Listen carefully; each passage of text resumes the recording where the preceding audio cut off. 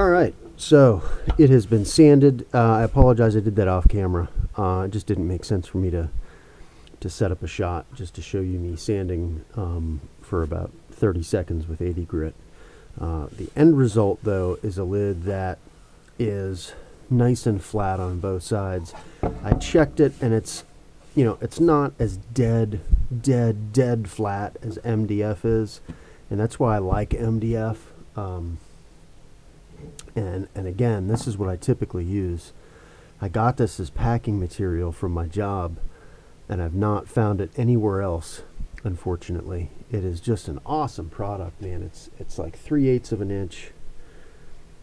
It's just really good quality MDF. It stays absolutely dead flat.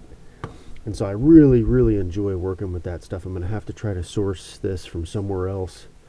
But unfortunately, this is all I had left, and it just would not have worked. I would have had to use way too much redwood. And if I were to have trimmed out with redwood to make a lid that size, now you're dealing with maybe some wood movement because those pieces are big enough. So I use the 1/2 inch plywood, and as you guys know, plywood is not ever dead flat, or at least not for very long. It's close. It's way better than natural wood. It will not move quite as much as real natural wood will, solid wood I should say, but it's kind of in between MDF and solid wood. That said, it's flat enough for me to continue. I think when I was testing it, it was just a wee little high spot, low spot thing going on one side. And so what I did, as I had said before, you want your best side, your flattest side down. And so I've marked up, but don't just put it on here because we're going to veneer over this, right? Put it on the edge banding, on the trim. I have a bunch of little arrows on all 4 pieces aiming up. And that signifies that when I get ready to go put the hinges on and put this in the box, once this is covered with veneer, I want this side up because this is the flattest side I have to work with. This side doesn't really matter. It's going to be the top of a box. It could have bumps, twists, whatever. It doesn't. It's fairly flat. It's just this side's flatter. So there we go. Now, we've got a nice flat box lid, and one of the ways I usually test for flatness is the old drop test. I don't know if you guys do that, but in theory, a flat board without a twist or a warp or a cup or a bow will make a nice soft landing, and that's because all that air is rushing out and cushioning its fall. A crooked board will fall with a clank. So that said, it passes the soft landing test. Now we're ready to cut out the veneer. So I'm going to move this out of the way, pull the camera back up a little bit, and go get the veneer.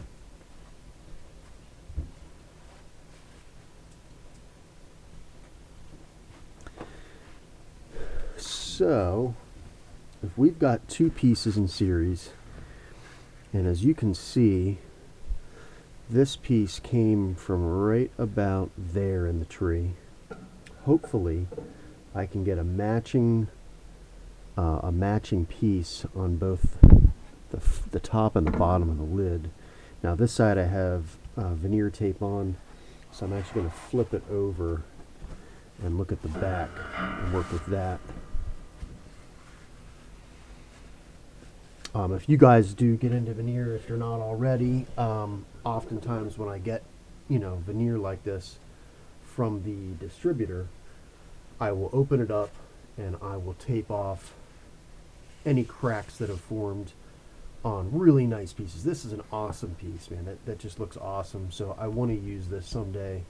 So I put some veneer tape on just to preserve it because this is in a basement shop. It gets humid down here. It gets dry down here.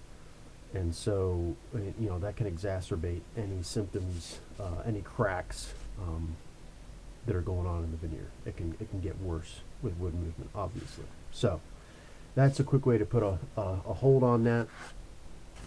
Now back to the placement of the lid. I notice here, I don't know if you guys can see that, but there's like a hole in the veneer right there. So that is really unfortunate because that would have been a cool spot to put the lid. But what if we were to just miss that and get this cool, swirly, almost crotchy, curly crotch figure going on there? What if we went right there? Let's see here. So now I'm going to get my pencil. Something that shows up pretty nice on redwood. There we go, just a regular graphite pencil. I'm just going to trace onto the veneer. Doesn't have to be real exact. And that would be, if we decide to use it, the top of my lid.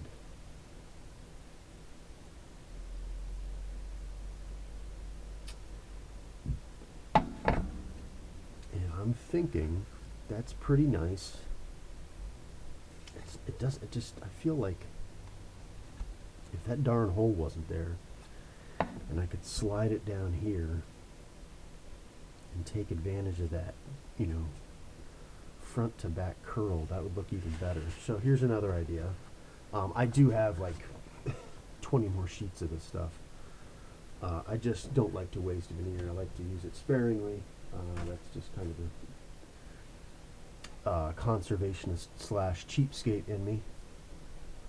So if we were to do that, if I were to go pull another piece out, and now to be honest with you, this piece doesn't look quite as nice or thrilling as this piece does. If you see them side by side, I guess it does. It's just this one looks like it has more pronounced curl in this area. So let's go ahead and throw this where I thought it might look the best. Throw it up here. Do a pencil outline.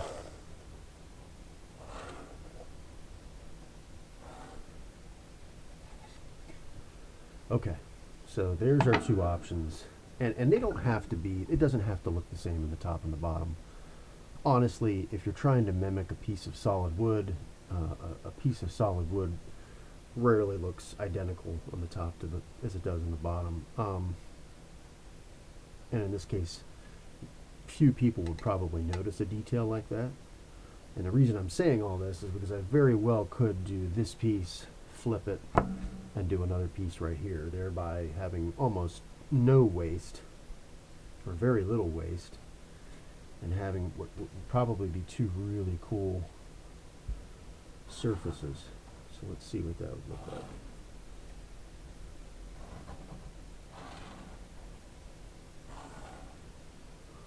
Okay. So now this piece, it looks like it runs into whatever is going on here. That's not quite as thrilling as the curl in this. So I would use this as the top, this is the bottom, or I could use a piece from there and a piece from here. Again, I could use this piece and this piece. Let me see this piece of light, because now that I flip this around and look at it, let me see what you guys are looking at. This stuff just looks so incredible. Look at the curl in that, man. Absolutely fantastic. I really, really like this piece here. It does have some knots there. There's two knots in it. So let me see if this piece back here can really wow me. Yeah, I mean, that one's pretty wild too, to be honest with you. My gosh, it's just amazing.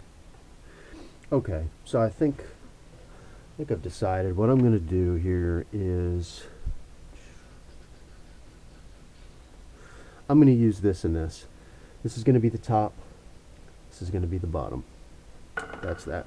And I will just save this other piece for some other project where it can be better utilized. So, no big deal. All right. Now the next step is to cut out the veneer. So I'm going to get my veneer saw. I'm going to pause the video and turn you guys back on when I'm all set up to cut. Okay, I'm back. So I have with me the tools of the trade for veneering, and that is a fence and a veneer saw. You'll hear me call this a veneer knife in some of my videos. That is not correct. That's just me trying to work veneer and explain what I'm doing for a video at the same time, and sometimes the word knife comes out instead of saw. This is a veneer saw, not a knife.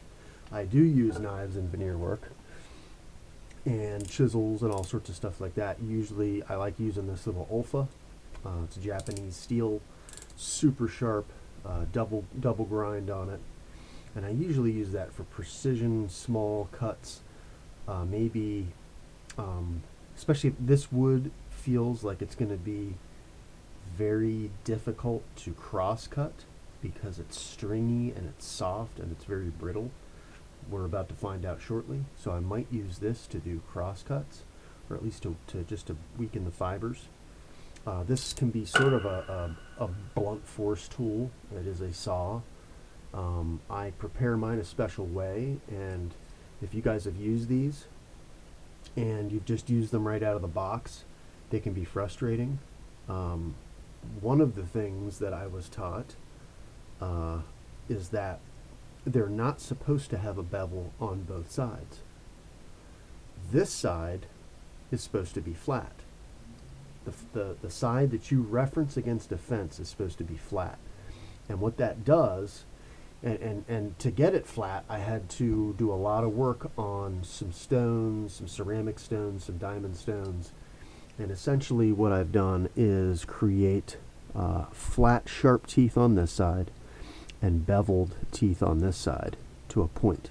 And I have saw files, and maybe sometime I'll do a video on that.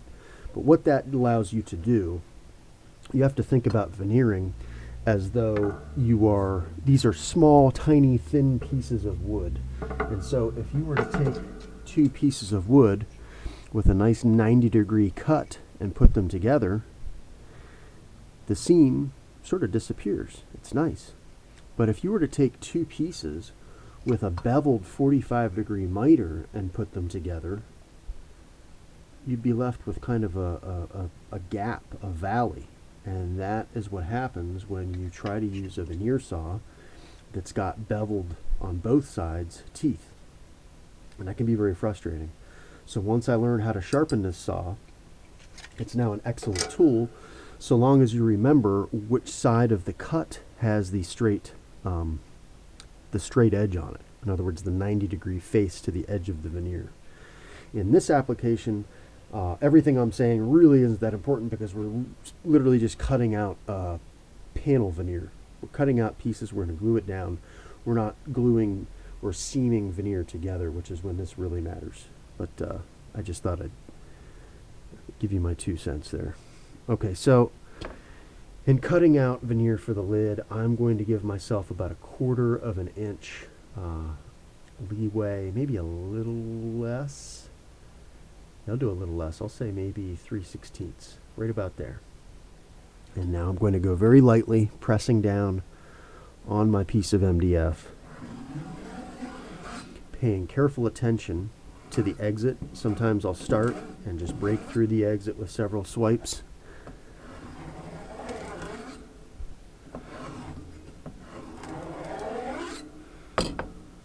Now I am not pushing down on this. I am letting the saw do the work.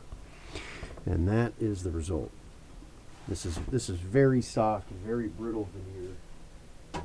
Not all veneer is very soft and very brittle, but I've found that the more desirable the veneer, the harder it is to work with. In most cases. Alright, so this be a little tricky. I'll try to split the difference here. Give myself 2 pencil lines. To work off of. And now we'll get to see how this thing cross cuts. It's imperative when you're cross cutting veneer, no matter what kind it is, to have solid pressure Just like a piece of wood, it needs to be supported in the cut.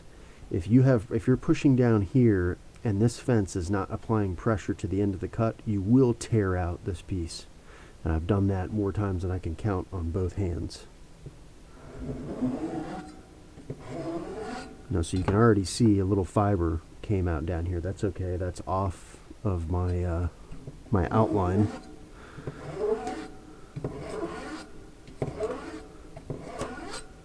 Okay. So there you go. That's pretty nice. Now I'm going to work with my 3/16. Now this can be a little tricky because you wouldn't want to flip around and cut here because you don't have enough of the workpiece under the fence, and you'd risk the thing shifting and just damaging what's inside your frame. So what I'm going to do is the same thing I did earlier. I am going to get my pencil, which has mysteriously vanished. You guys see it? You guys see it anywhere? No? I'll just grab another one. I will make a pencil line about 3/16 up here and about 3/16 down here, and now I know where to put my fence.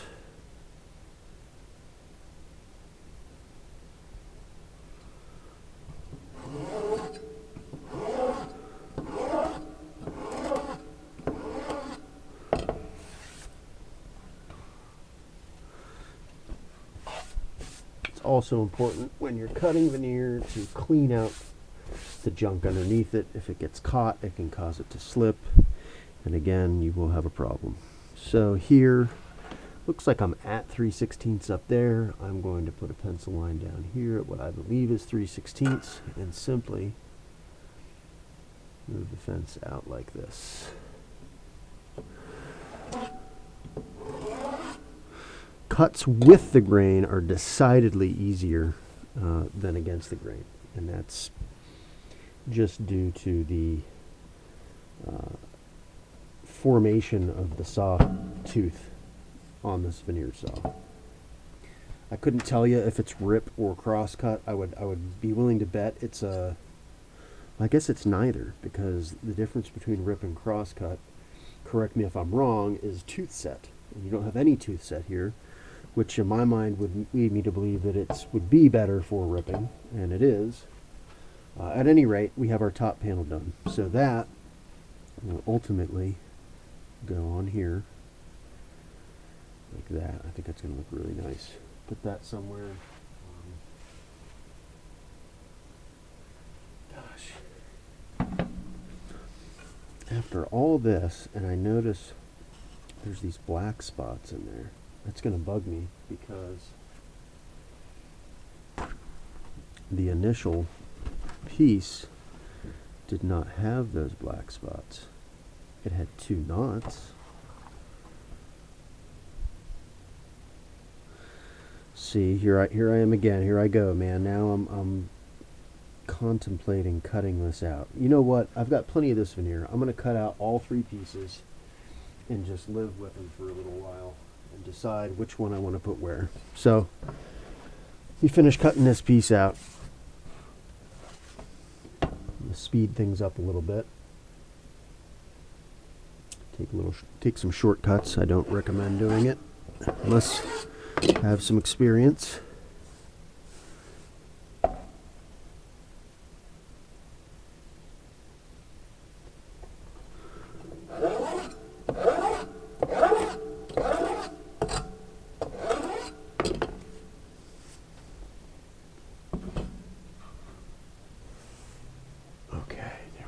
There's our bottom. Beautiful, but you see those black spots? They're bugging me. I don't know if I'm going to use.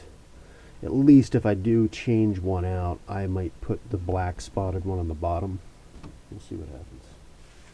Okay, so now let's go ahead and get this guy out of here.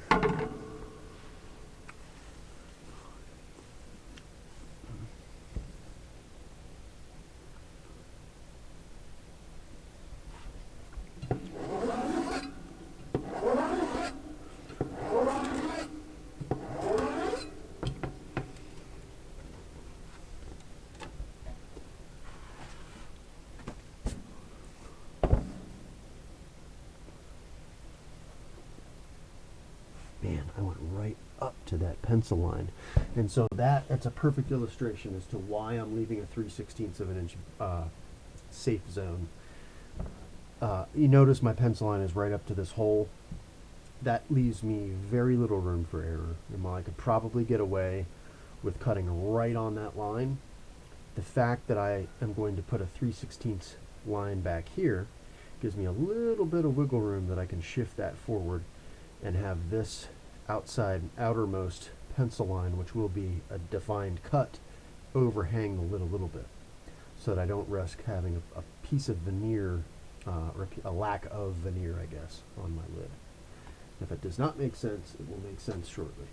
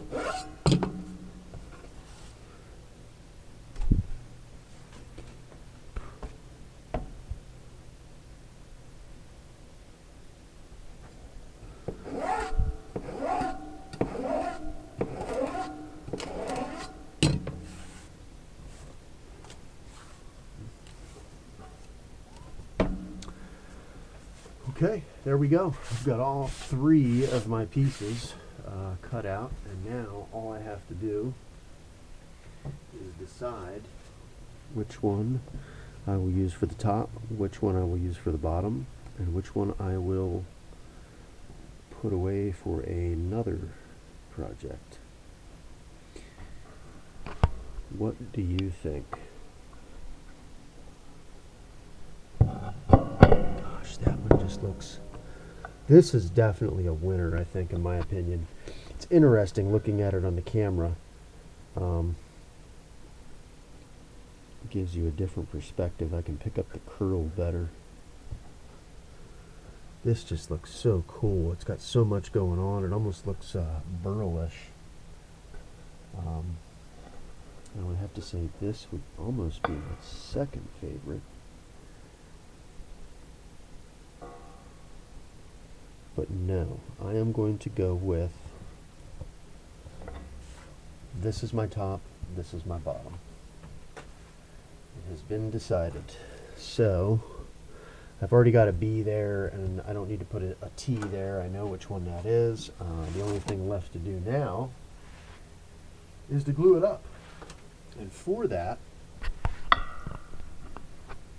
I'm going to use a nifty little contraption that I made, and I will walk you guys through how I made it as soon as I get it.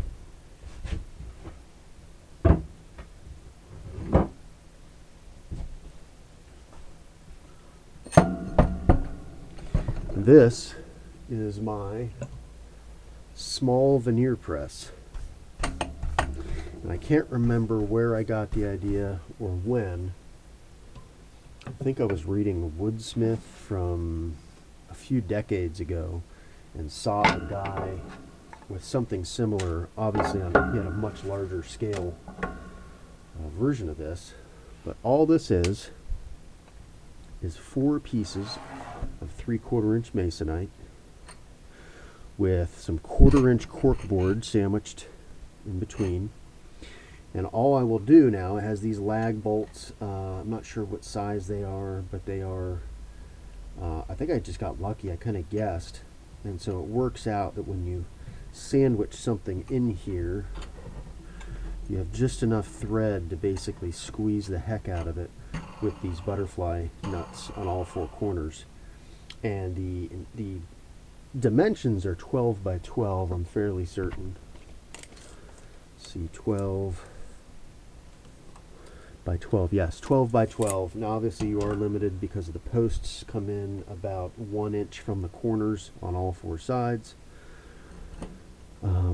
Very easy to build, not a lot going on, but it allows you to not have to break out the vacuum press every time you want to veneer something, you know, something small like this lid. It would be just a waste. I don't know if you guys have used the veneer presses. I know I had this long before I had a veneer press, and it served me well. A couple other ways I've done it before are the old yellow glue iron-on trick, where you spread a thick layer of yellow glue on the workpiece and a thick layer of yellow glue on the veneer, and you hair dry it or air dry it until it turns to a non-tacky, almost like a plasticky feel to it, and then you iron it on. That works. I have rigged up a system of cauls and platens and just a big mess of clamps. That's my least favorite way. I probably will never do that again. And then eventually I got tired of doing that, and I bought the Roar Rocket vacuum bag, and that has served me really well and really has allowed me to expand my portfolio of veneer projects. Someday I hope to get a fully automated vacuum bag system with a pump and all that other stuff, but a little cost prohibitive for me right now, and it's just really not necessary. With the Roar Rocket bag, I usually use my shop vac to evacuate a majority of the air, and then simply use the plunger to bring it up to the proper pressure level. But anyway, enough on that. Let's get back to this. At this point, drop you down so you can see this, hopefully. I just threw 2 blocks of wood in here just to hold it open. That will allow me to get this, you know, glued up, get the veneer on here, put some blue tape to hold it, slide it in here, get it positioned, you know, fairly centered in there, and then kind of pull the blocks out while I lower the top plat. That's what that is. So now I'm actually going to pull this whole contraption down and allow myself a little working area to get this thing, to get the glue spread, and I will show you how I do that too in a few moments. Let me get set up. I'll be right back. Okay, glue application. So I would recommend using a dedicated veneer glue if you do a fair amount of veneering. And that is because designated veneer glues are actually formulated differently. So a yellow glue, a yellow wood glue, is great. It's a great wood glue, great PVA glue, very strong, but it is designed to have a little bit of flex in it. And with veneer, that can be tragic. That can be something that you don't want. Now, it's less important here on, again, a project where we're merely just veneering a panel, but in an application where you would have something like, say, marquetry, where you'd have a design, allowing veneer to move could very well mean that it moves apart, creating a gap, or it could move together and create a buckle. Both of those things can be readily seen in a lot of the antique veneered stuff. So, all that said, I am a big fan of tight bond cold press veneer glue. I just ran out, and when I don't have that, I use Tight Bond 3. It's a little different. It's in a kind of a class of its own, and it does not have the creep. I've been told, and I've read, that the Tight Bonds 1 and 2 have, or any other yellow glue. So, this is Tight Bond 3. That's what I'm going to use. To apply glue for veneering, I use this Speedball rubber brayer. And I think it's a low durometer. It's very squishy. I can press into it quite a bit with my fingers, and that's good. That actually will allow me to get a nice thin layer evenly applied, and I'll show you that here. Now, don't go crazy with the glue. If you use too much glue, it can cause buckling problems in the veneer, because the moisture from the glue will leach out into the wood, causing the wood to buckle, and then the glue will cure and it will dry like that. I've had that issue happen to me just recently. Not fun. They say In fact, here's a good time to use it. That you should be able to faintly make out a pencil line underneath your glue application if you've used the right amount of glue.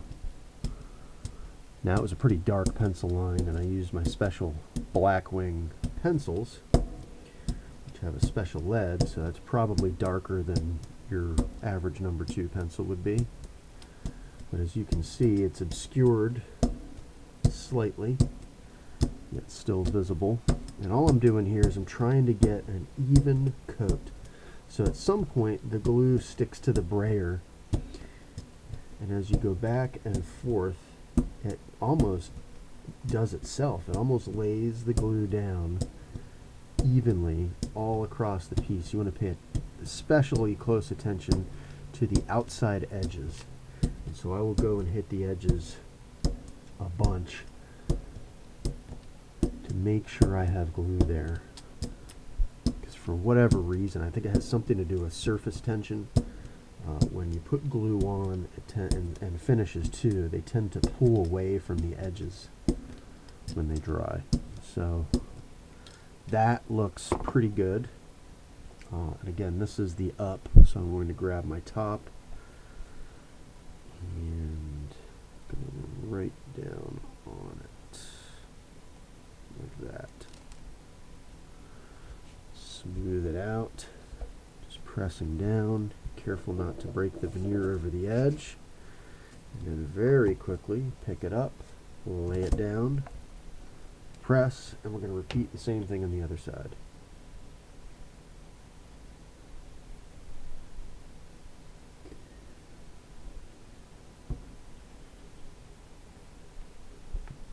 Now keep in mind your roller should still have some glue on it, so that actually might have been too much glue that I just put on here. Let's hope not. Too much glue, you can always scrape a little bit off and then use the brayer to spread it back over the area that you scraped. I've done that to good effect. But it looks like that rolled out to be a nice amount. Might be a little too much, but I don't think it's going to be enough to cause me any problems.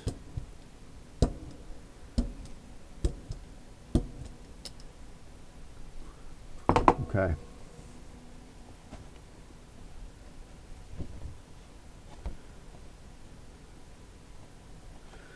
Put our bottom piece on.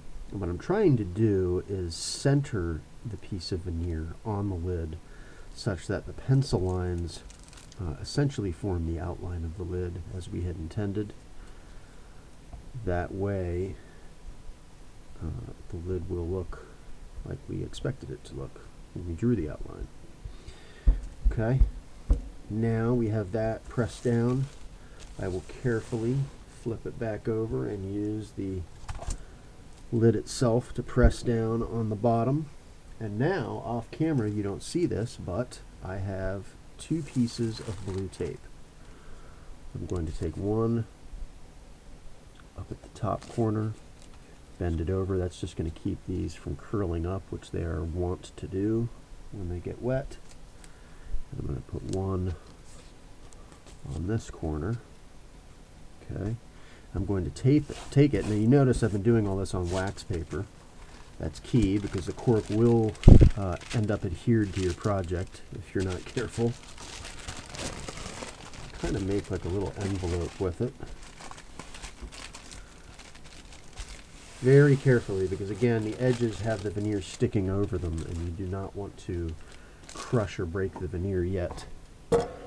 After it's cured, it's a different story, but right now you do not want that. And now you can't see it, but off camera I am picking up my cool little veneer press.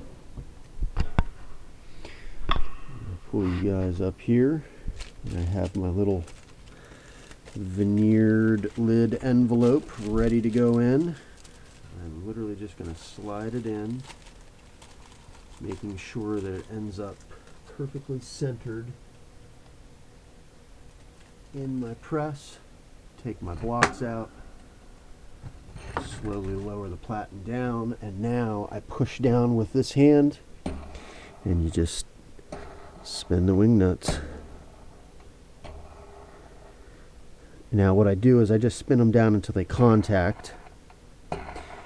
In theory, if I do that to all of them, it should be fairly level, even pressure all the way across.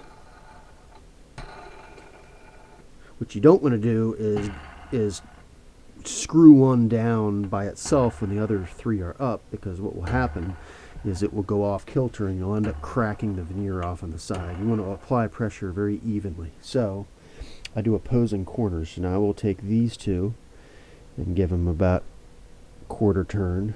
Take these two, give them a quarter turn. Go back to these two, quarter turn, half turnish. These two, half turn, and so forth, going back and forth until they are so tight that it actually kind of hurts your fingers to turn them anymore. And if one still has a little bit of ways to go, go ahead and turn it, and you'll know your fingers will be able to register when you've reached, relatively the same amount of force. And that's it. Now, I typically would stop there, and I did that to good effect for many years. But now I got myself one of these deep reach Bessie clamps, the Tradesman's. I think this thing has like a 7.5 inch reach. So I use that now just because it makes me feel better. You certainly don't have to. What I do here, because it's got like a 1,400 pound clamping force, is put it right in the middle.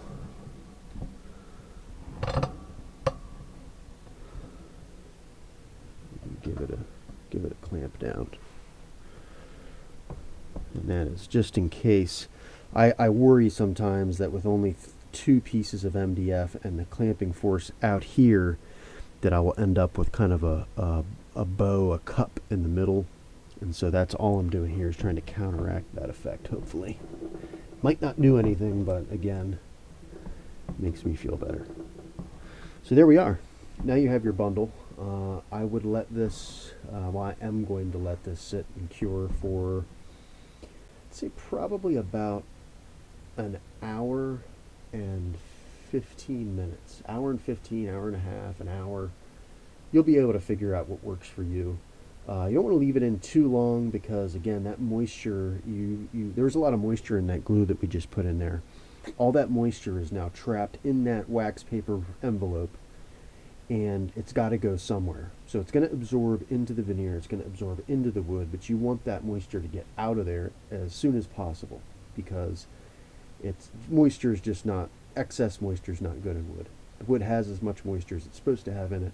You don't really want to add it, and by adding moisture, typically never ends well. So I get it out of there after an hour. Titebond 3, I believe, stipulates 45 minutes clamping time. This is certainly not. This would be considered a stressed joint. So anywhere from an hour to an hour and a half is fine. The other thing you want to make sure you do is go rinse your brayer off, because this stuff will dry and it could be a pain in the butt to get off the brayer. So that's all for now. I'll see you when I take it out of the clamp.